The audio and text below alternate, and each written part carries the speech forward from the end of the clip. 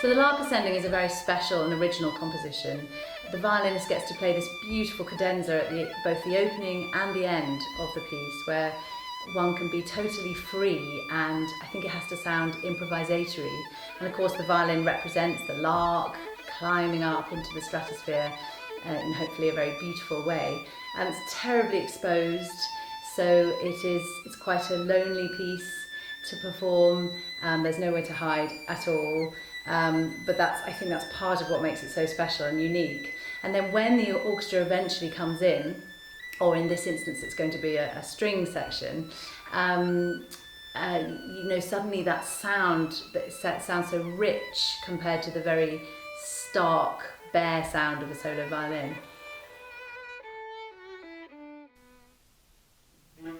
So Elgar's Serenade for Strings was written in 1892, fairly early on in Elgar's life. It's a wonderful piece. It's a joy as a string player to play it because it's so rich and sumptuous in its harmonies. And you can hear Elgar throughout, and the Elgar that we know from his later works and things that made him very famous, like Enigma Variations and Cello Concerto.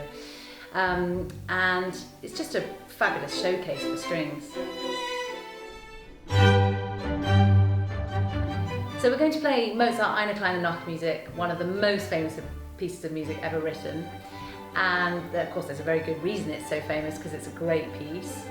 And then Tchaikovsky's String Serenade. And there's a nice link here that Tchaikovsky was very inspired by Mozart, and in fact the first movement of the Serenade really makes reference to Mozart and sort of honours him. And the rest of the piece, well, it's a great romp for string players. It's great fun to play, and there's this fabulous waltz movement, which I think, tips the wing towards ballet, which of course Tchaikovsky was very interested in, and rather makes the audience want to waltz in the aisles.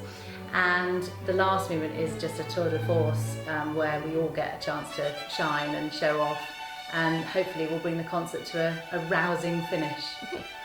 So please come along to hear the London Mozart Players at St Martin in the Fields on Thursday the 15th of August at 7:30 p.m.